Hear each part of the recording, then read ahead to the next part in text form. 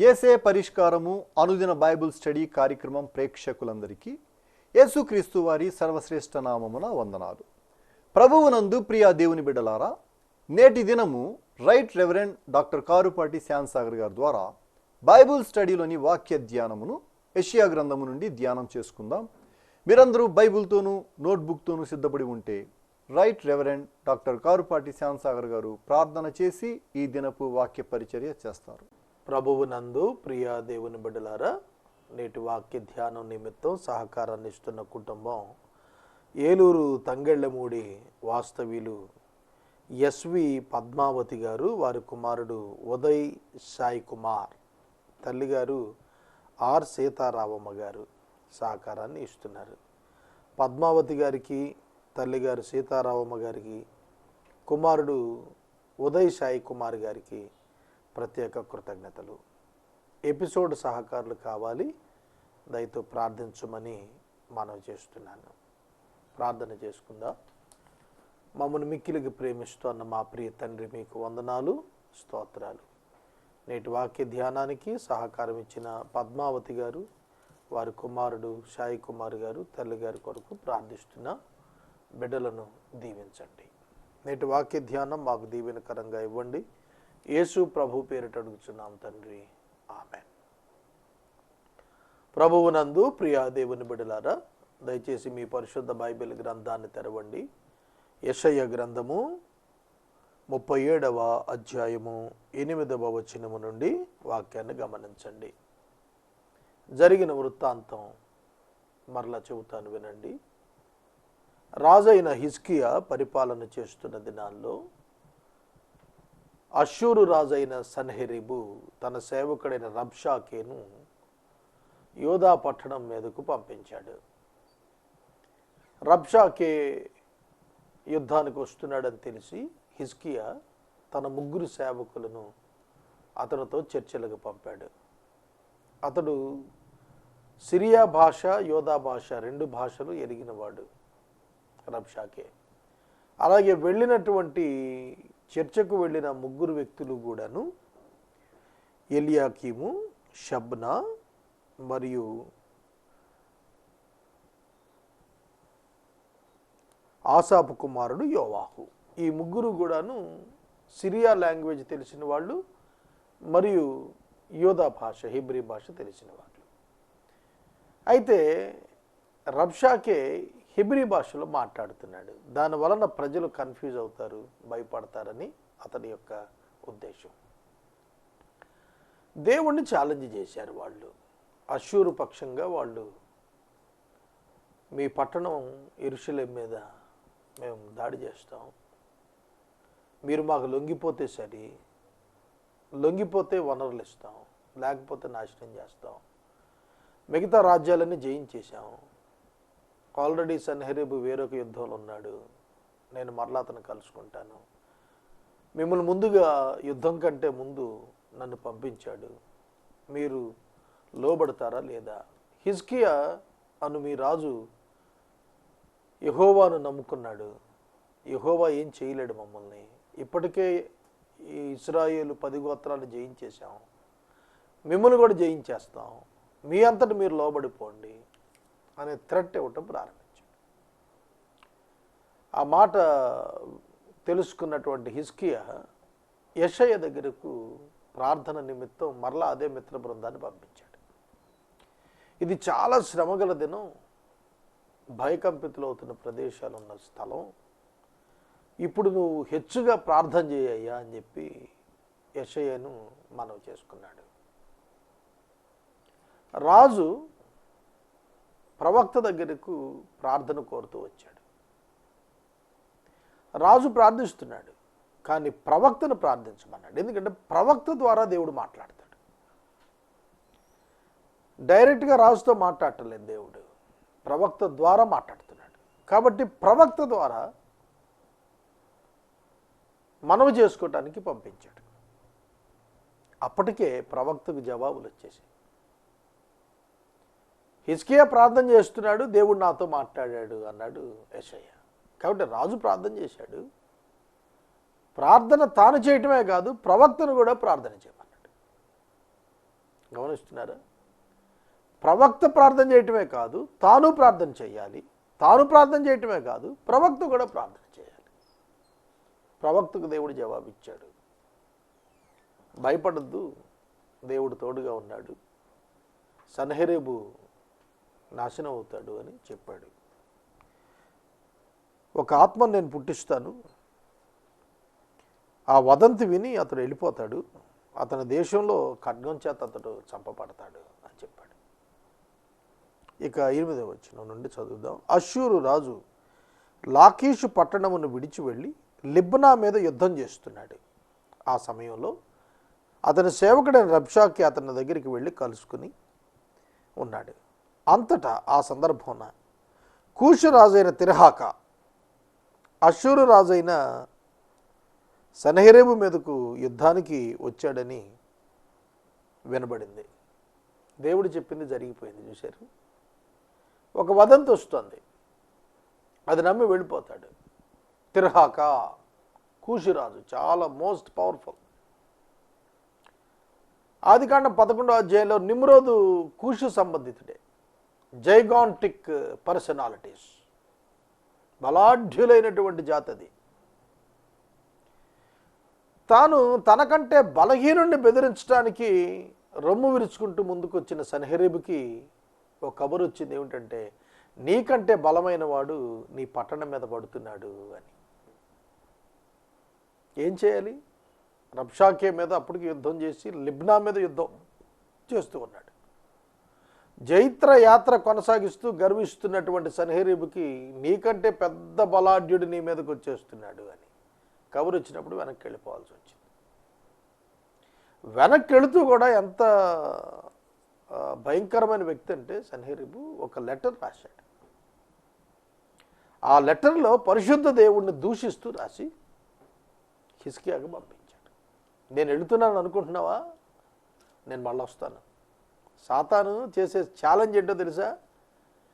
మనం తరిమితే పారిపోయే సాతాను మనకు వార్నింగ్ ఇచ్చి వెళ్తాడు. నేను మళ్ళీ వస్తాను, నీ అంత తెలుస్తాను, నీ సంగతి చూస్తాను. వాడి వల్ల ఏం కాదు. వాడు వెళ్ళిపోతే ఏమవుతుంది? వెళ్ళిపోయి నశించిపోతున్నాడు. సన్హెరీబు వెళ్ళినాక చచ్చిపోయాడు, మళ్ళీ ఎక్కడొచ్చాడు? కానీ అతను ఉత్తరం రాసి భయకంపితుని చేస్తున్నాడు. మొదట రబ్షాకేని పంపాడు, తర్వాత మళ్ళీ ఉత్తరం రాస్తున్నాడు. చదువుతాను చూడండి. యోధారాజుకు హిజ్కియాతో ఇలాగ చెప్పండి. యోధారాజుకు హిజ్కియాతో ఇలాగ చెప్పండి, యెరూషలేము అష్షూరు రాజు చేతికి అప్పగించబడదని చెప్పి నీవు నమ్ముకున్న నీ దేవుని చేత మోసపోకము. అష్షూరు రాజులు సకల దేశాన్ని బొత్తిగా నశింపజేసిన సంగతి నీకు వినపడింది కదా, నువ్వు మాత్రమే తప్పించుకుందువా? ప్రశ్న. Reason, logic. చాలా సందర్భాల్లో రీజన్ లాజిక్ ప్రకారం వెళ్తారు విశ్వాసులు, అక్కడే పడిపోతారు. విశ్వాసం చొప్పున వెళ్ళాలి మనం, వెలిచూపు చేత కాదు. రీజన్ అంటే చూపు, వెలిచూపు. రీజన్ ఉండదు. దేవుని కార్యాలకు హ్యూమన్ రీజన్ సప్లై కావు. ఒక భక్తుడు మాట్లాడుతూ దైవ విషయాల్లో 3 విషయాలు చెప్పాడు. ఒకటి, difficult. Number 1, it is very difficult. Number 2, impossible. లోకంలో డిఫికల్ట్, ఇంపాసిబుల్, అన్డన్ ఇక జరగదు. అది డిఫికల్ట్, ఇంపాసిబుల్ ఎట్లా జరుగుతుంది మానవుల దృష్టిలో? రీజనింగ్ ప్రకారం it's a difficult one. Difficult but possible, then it can be done. కష్టమైన అసాధ్యం కాకపోతే జరుగుద్ది మానవ లెక్క ప్రకారం. కష్టము అసాధ్యమైంది మానవ లెక్కలో జరగదు. కానీ దేవుని విషయాలకు వచ్చేటికి it is difficult and impossible but it will be done. అది జరుగుతుంది. Difficult and impossible but it can be done. అది జరిగి తీరుతుంది. దేవుని విషయంకి వచ్చేటప్పటికి ఆయన చేయగలుగుతాడు. నువ్వు మాత్రమే తప్పించుకుందువా? It is impossible to escape.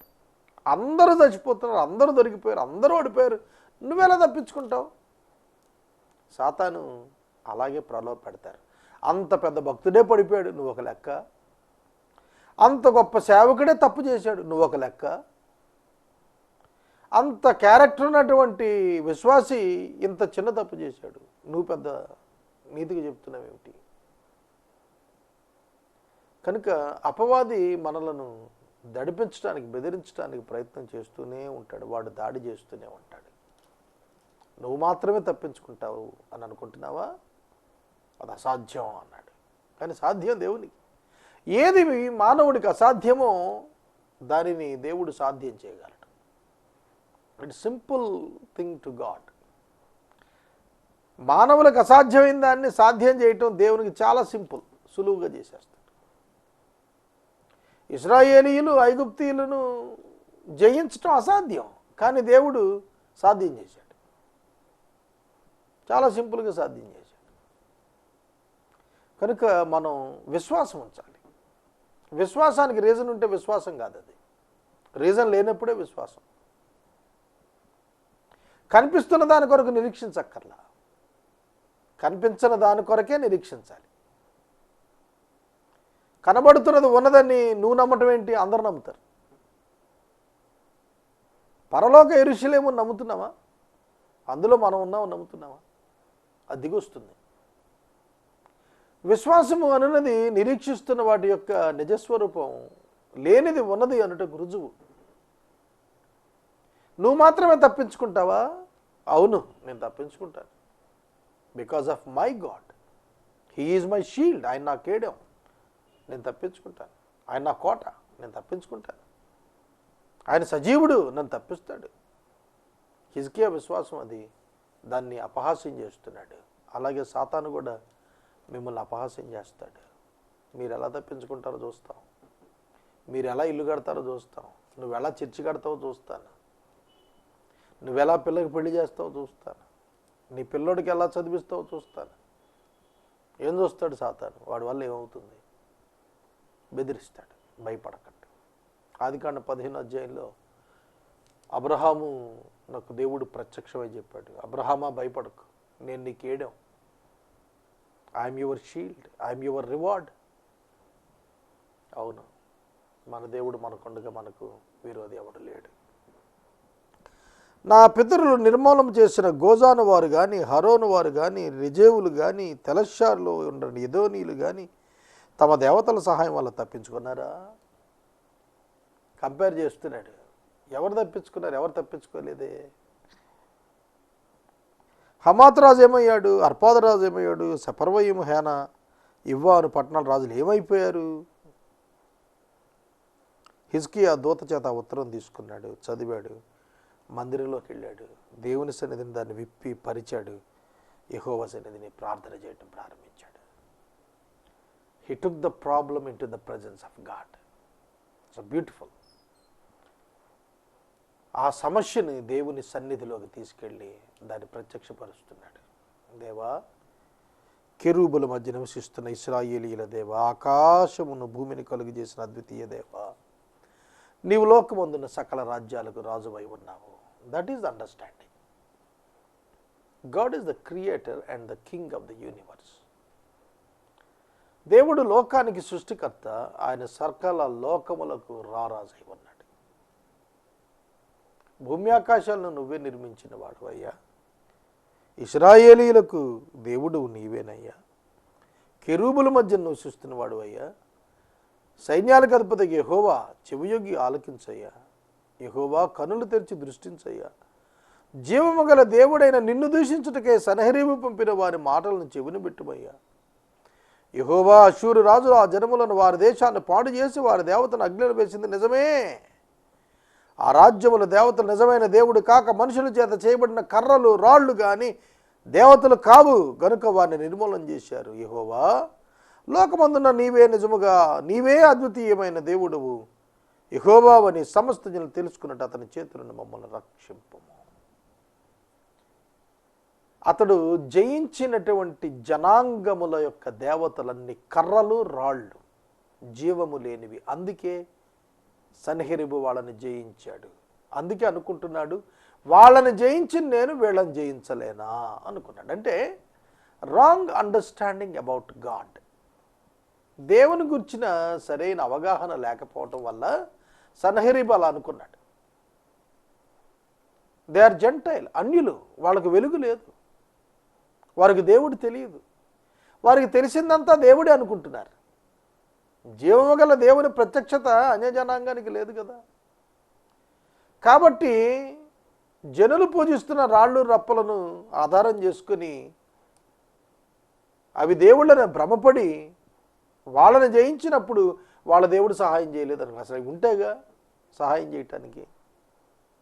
115వ సంకీర్తనలో చెప్పాడు, వారి దేవతలు నోరుండి పలుకవు, కళ్ళుండి చూడవు, నువ్వు ముక్కుండి వాసం చూడవు, చెవులుండి వినవు, అట్టి వాటిని చేసిన వారు దాన్నే పోలి ఉన్నారు అన్నాడు. కానీ మన దేవుడు అలా కాదు, సజీవుడైన దేవుడు. ఇశ్రాయేలీయుల దేవుడు సజీవుడైన దేవుడు, ప్రత్యక్షమైన దేవుడు, శత్రువులు నాశనం చేసిన చరిత్ర కలిగిన జనాంగము ఇశ్రాయేలును తీర్చిదిద్దిన దేవుడు.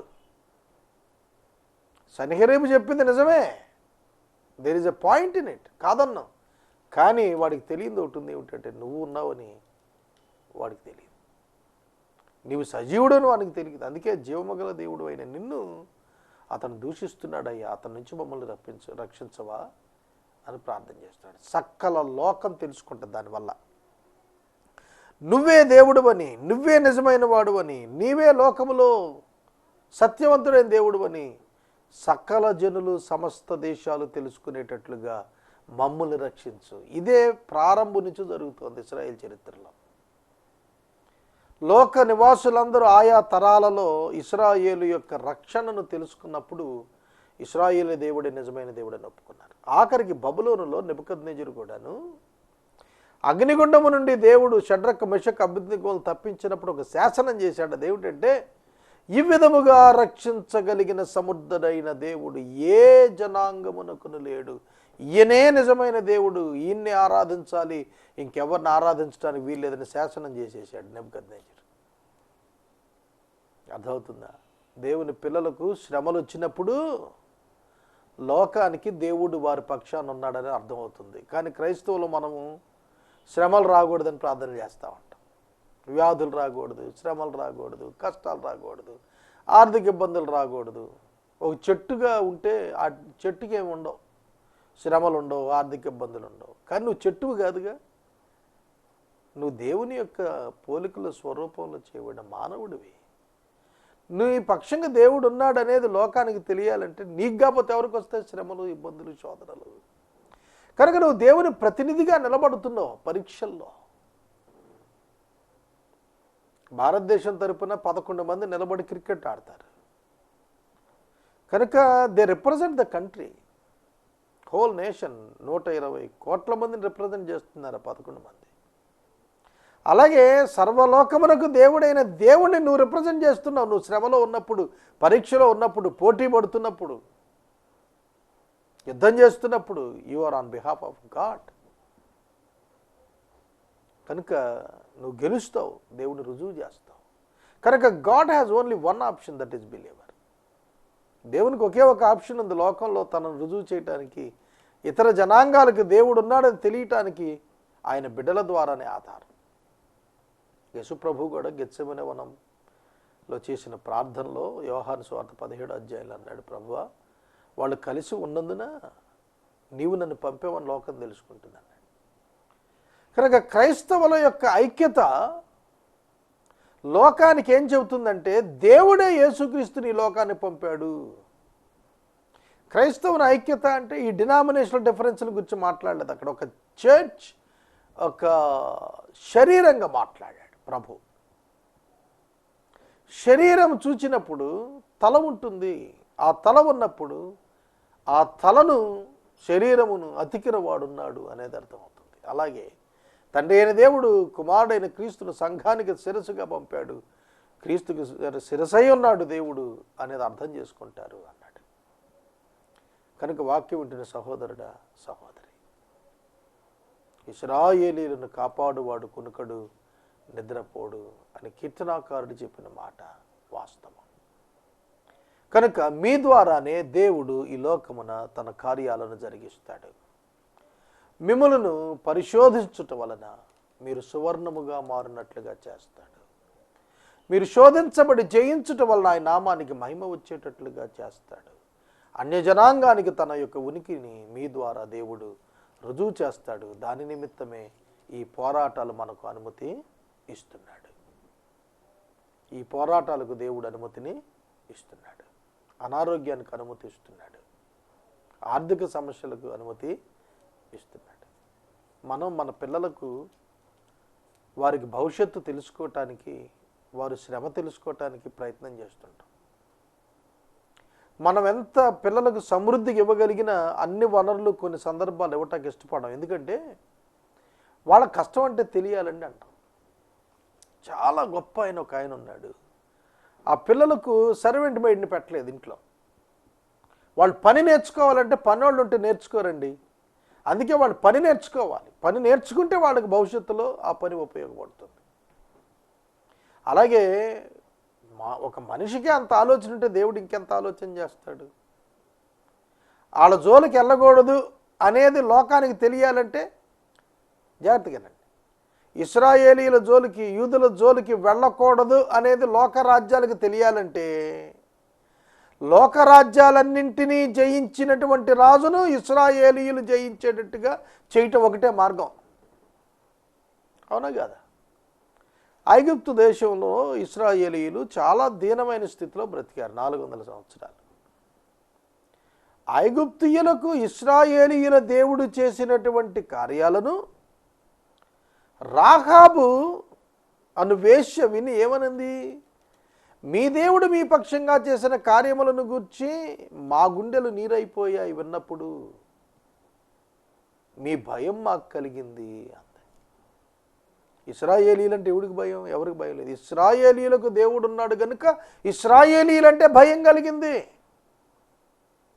అలాగన ఒక క్రైస్తవుడు అంటే ఒక పవర్ఫుల్ పర్సనాలిటీ అనేది రుజువయ్యేటట్లుగా దేవుడు అనేక శ్రమలకు మనల్ని అప్పగిస్తూ ఉంటాడు. అది మనం గ్రహించాలి. అప్పుడు హిజ్కియా చెబుతున్నాడు, ఇశ్రాయేలీయుల దేవుడు సెలవిస్తోంది ఏమిటంటే, అష్షూరు రాజైన సన్హెరీబు విషయమున నీవు నా ఎదుట ప్రార్థన చేసిదివే. అర్థమవుతుందా? హిజ్కియా ప్రార్థన చేశాడు అని దేవుడు యెషయాకు జవాబిచ్చాడు. చాలా సందర్భాల్లో మనం ప్రార్థన చేస్తాం, మనకొచ్చి దేవుడు ఇదిగో నీ ప్రార్థన నేను ఆలకించాను అని చెప్పి డైరెక్ట్గా మన అవగాహనకు రాకపోయినా ఆ పరిస్థితులు జరిగిచ్చేస్తుంటాడు. చాలా సందర్భాల్లో మనం ప్రార్థిస్తుంటాం, కానీ దాని ఫలం జరుగుతున్నప్పుడు మనకు అర్థమవుతుంది ఏంటంటే దేవుడు నా ప్రార్థన విన్నాడు. అందుకే విశ్వాసం అవసరం. ప్రార్థించేవాడు దేవుడు నాకు ఇచ్చాడు అని నమ్మి ప్రార్థించమన్నాడు. అనుగ్రహించాడని నమ్మి, అనుగ్రహించబడింది అని నమ్మి ప్రార్థించాలి. అప్పుడు అది అనుగ్రహించబడుతుంది అన్నాడు.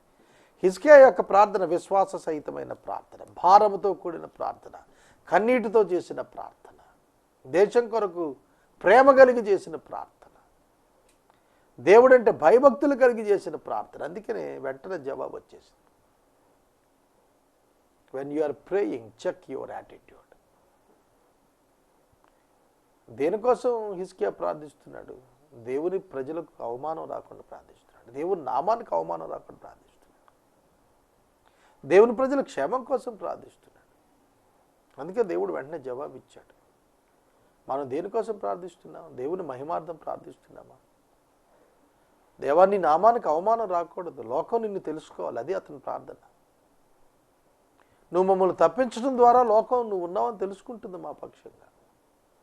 కనుక దేవునికి మహిమ వచ్చేటట్లుగా ఎవరు ప్రార్థన చేసినా ఆ ప్రార్థనకు దేవుడు తప్పక జవాబిస్తాడు. నా ముందు ప్రార్థన చేశావు, సెలవిస్తున్నాడు. సియోను కుమారి అయిన కన్యక నిన్ను దూషణ చేస్తోంది. అష్షూరు రాజు విషయం చెబుతున్నాడు. సియోను కుమార్తె ఇప్పుడు ప్రస్తుతం భయపడుతోంది. కానీ ప్రవచనం ఏంటి? ఎవడైతే భయపెడుతున్నాడో ఆ సన్హెరీబును చూచి సియోను కన్యక ఏం చేస్తుందట? దూషణ చేస్తుందట, అపహాస్యం చేస్తుందట, తల ఊపుతుందట. అర్థమవుతుందా పరిస్థితి ఎట్లా? ఇప్పుడు వణుకుతున్న వాళ్ళు శత్రువుని చూసి అపహాస్యం చేస్తారట. ఇప్పుడు కన్నీరు గారుస్తున్న వాళ్ళు పక్కపక్క నవ్వుతారట. అంటే ఏం జరుగుతుంది? పరిస్థితి రివర్స్ అవుతుంది. భయకంపితులను చేస్తున్న శత్రువు నాశనం అయిపోయినప్పుడు విడుదల పొందిన ప్రజలు అపహాస్యం చేస్తారు. అందుకే అన్నాడు, నువ్వు ఎవరిని తిరస్కరించావు, ఎవరిని దూషించావు, గర్వించి ఎవరిని భయపెట్టావు? ఇశ్రాయేలు పరిశుద్ధ దేవుణ్ణే కదా. ఎంత గొప్ప ప్రమాదం అష్షూరు రాజు ఉన్నాడండి. క్రైస్తవుని మీద తిరుగుబాటు చేస్తున్న ప్రతి ఒక్కరూ తెలుసుకోవాల్సింది ఏమిటో తెలుసా? పరిశుద్ధ దేవుణ్ణి తిరస్కరిస్తున్నారు, పరిశుద్ధ దేవుణ్ణి సవాలు చేస్తున్నారు, పరిశుద్ధ దేవుని పైన యుద్ధాన్ని ప్రకటిస్తున్నారు. అపోస్తల కార్యం 9వ అధ్యాయం ప్రారంభ వచనంలో సౌలు అను ఒక యవనుడు యూదులను చంపుటకు పత్రం తీసుకుని బయలుదేరెళ్తున్నాడు. ఆకాశ మధ్యమాన ప్రభువు పట్టపగలు గొప్ప వెలుగులో ప్రత్యక్షమై, సౌలా సౌలా నన్ను ఎందుకు హింసిస్తున్నావు అన్నప్పుడు అతడు నేల మీద పడిపోయాడు. నీవు హింసిస్తున్న యేసును అని చెప్పాడు ప్రభువు. ఆ స్వరం మాట్లాడుతోంది, నీవు హింసిస్తున్న యేసును. ఎవరిని హింసిస్తున్నాడు? 7వ అధ్యాయంలో స్టెఫెనును హింసించాడు, చంపించాడు.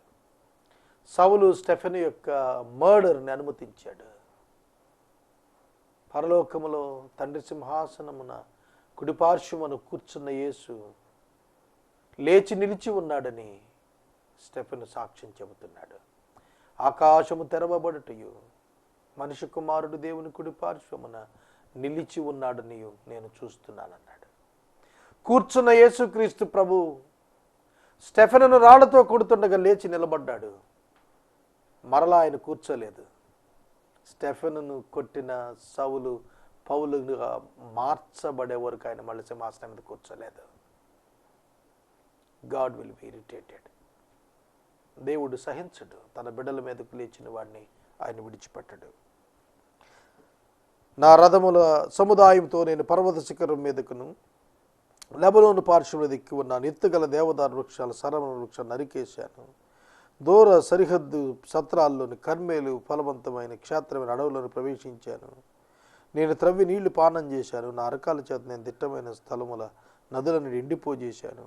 నేనే పూర్వమందే దీన్ని కలుగు చేసి తిని పురాతన కాలం దీన్ని నిర్ణయించినని నీకు వినబడలేదా? ప్రాకారము గల పట్టణం నీవు పాడదెబ్బలుగా చేయుట నా వలన సంభవించింది. కాబట్టి వారి కాపురస్తులు బలహీనులై దడిచిపోయారు. విభ్రాంతి నుండి పొలములోని గడ్డి వలె కాడవలె అయ్యారు. నువ్వు కూర్చుండటయు బయలు వెళ్ళటయు లోపల కూర్చుంటే రంకెలు వేయటయు నాకు తెలిసి ఉన్నది. నువ్వు కూర్చోవటం నుంచోవటం అన్నీ చూస్తున్నాను అన్నాడు దేవుడు సన్హెరీబుతో. ఇవాళ నిన్ను చూడటం నన్ను చూడటం లేదా? నీ నోటికి మాట రాకమునిపే ఆయన ఏం మాట్లాడతావో తెలిసి ఉన్నవాడు. నా మీద రంకెలు వేస్తున్నావా? నువ్వు చేసిన కలహం నా చెవుల్లోకి వచ్చింది. నా గాలం నీ ముక్కు తగిలిస్తాను. నా కళ్ళెం నీ నోట్లో పెట్టి నిన్ను మళ్ళిస్తాను. నువ్వు వచ్చిన మార్గము నేను నిన్ను మళ్ళించేస్తాను. చూడండి, దేవుడు ఒక ప్రవచనం ఇచ్చాడు, ఆ ప్రవచనం నెరవేర్చాడు. రేపటి వాక్య ధ్యానంలో ఈ ప్రవచన నెరవేర్పు నేను చదువుతాను. మరలా చెప్పి నేటి వాక్య ధ్యానానికి సహకారం ఇచ్చిన కుటుంబం తంగళిమూడు వాస్తవ్యులు, శ్రీమతి ఎస్పి పద్మావతి గారు, కుమారుడు ఉదయ్ సాయి కుమార్, తల్లి ఆర్ సీతారామమ్మ గారు సహకారాన్ని ఇస్తున్నారు. ప్రభు ఈ కుటుంబాన్ని దీవించి ఆశీర్వదించినట్లు ప్రార్థన చేద్దాం. మనము ఇంతవరకు రైట్ రెవరెండ్ డాక్టర్ కారుపాటి శ్యామ్సాగర్ గారి ద్వారా బైబిల్ స్టడీలోని వాక్య ధ్యానమును యెషయా గ్రంథము నుండి ధ్యానం చేసుకున్నాం. ఈ కార్యక్రమం ద్వారా మీరు పొందుకొనుచున్న ఆత్మీయ మేలులు ఒక ఉత్తరం ద్వారా మాకు తెలియచేయండి. మీ ప్రార్థనా మనవులు మాకు తెలియచేస్తే ఏసే పరిష్కారం కార్యాలయంలో ఏర్పాటు చేసిన ప్రత్యేక ప్రార్థనా శిబిరంలో మీ కొరకు ప్రార్థిస్తాం. మీ కుటుంబ పక్షముగా ఒక ఎపిసోడ్ ప్రసారం చేయాలనుకునేవారు మాకు తెలియచేస్తే మా సిబ్బంది మీ గృహాలను దర్శిస్తారు. ముగింపు ప్రార్థన ఆశీర్వాదాలతో ఈ కార్యక్రమాన్ని ముగించుకుందాం. ప్రార్థించుకుందాం. మమ్మల్ని మిక్కిలిగా ప్రేమిస్తున్న మా తండ్రి వందనాలు. ఆయన మీ దాసుడు సాయి కొరకు ప్రార్థిస్తున్నాం. మీ దాసుడి ఉద్యోగ ప్రయత్నంలో సహాయం చేయండి. పద్మావతి గారి కొరకు వందనములు. మీ దాసురాల తల్లి గారిని దీవించండి. ఎపిసోడ్ సహకారాలను పంపించండి. మీరు సజీవుడైన దేవుడు నాయన. మీ వాక్యము సత్యము నమ్ముటకు మాకు శక్తినివ్వండి. యేసు నామమున ప్రార్థిస్తున్నాము తండ్రి, ఆమేన్. తండ్రి అయిన దేవుని ప్రేమ, కుమారుడిని యేసయ్య కృప, పరిశుద్ధాత్మని యొక్క అన్యోన్య సహవాసము సదాకాలం మనందరికీ తోడై ఉండును గాక. ఆమేన్.